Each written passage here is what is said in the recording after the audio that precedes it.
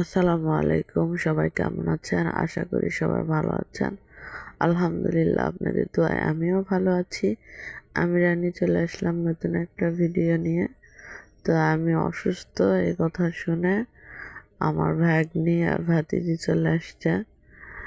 তো ওদেরকে নিয়ে বাজার করতে গেলাম। বাজার নাই বাসায়, কাঁচা তরকারি নাই। প্রচুর অসুস্থ আমি। তো বাজারে যে দেখি বাজারের জিনিস খুব একটা ভালো না। এই জন্য দেখতেছিলাম কোনটা নিব না। তো টাকা দিচ্ছিলাম, বাজার নেওয়া শেষ। তাসফিয়াও গেছে আমাদের সাথে। তো এখন বাপ্পির দোকানে কিছু খাওয়ার জিনিস কিনবো ওদের জন্য, সেজন্য বাপ্পির দোকানে চলে গেছি। বাপ্পিকে জিজ্ঞাসা করতেছিলাম স্যুপ আছে কিনা, কিন্তু বাপ্পি বললো না ভাবি, এখনো স্যুপ তোলা হয় নাই। তো ওখান থেকে আমরা চলে যাব, ওরা পেয়ারা মাখা খাবে সেটা নেওয়ার জন্য। কোথায় বলতে পারতেছি না, প্রচুর ব্যথা।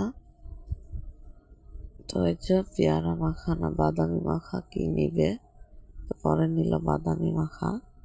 এখানে প্রত্যেক দিনই বসে ছোটখাটো একটা বাজার, সব কিছুই বসে, কাঁচা তরকারি, কলা, মানে অনেক কিছু সবাই নিয়ে বসে। তো এই তো বাসায় চলে আসছে, ওরা বাদামি মাখা তিনজনা মিলে খাচ্ছিল। ইয়ামিম খাবে না বলে দিছে, এই জন্য ওরা তিনজনেই খাচ্ছিল। তো খাওয়া দাওয়া শেষ করে মায়া আমার জন্য নুডলস রান্না করবে।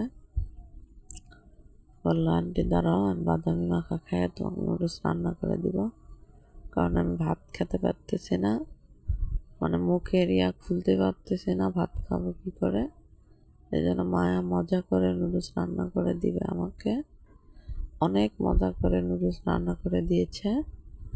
ওর হাতের নুডলস রান্না অনেক মজা, অনেক টেস্ট হয়। তো কে কে খাবেন চলে আসবেন আমার বাড়িতে আমার ভাগ্নির হাতের নুডলস খাওয়ার জন্য।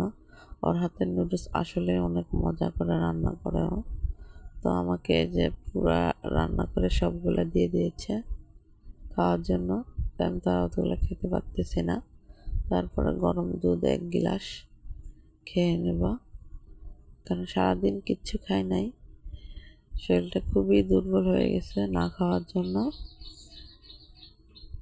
তো সবাই ভালো থাকবেন, সুস্থ থাকবেন, আর আমার চ্যানেলটা অবশ্যই সাবস্ক্রাইব করে দিবেন, আর লাইক কমেন্ট শেয়ার করতে কিন্তু ভুলবেন না।